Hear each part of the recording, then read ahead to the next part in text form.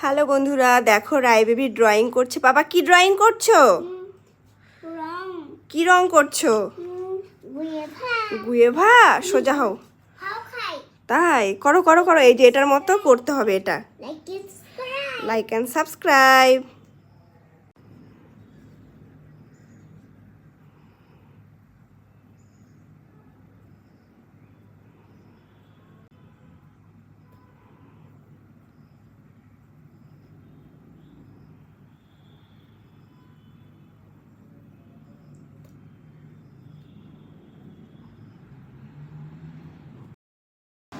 তো দেখো রাই বেবির কালার কিন্তু পুরোটাই কমপ্লিট, এখানে একটু হালকা হালকা বাকি আছে। বাবা মাথাটা তুলো।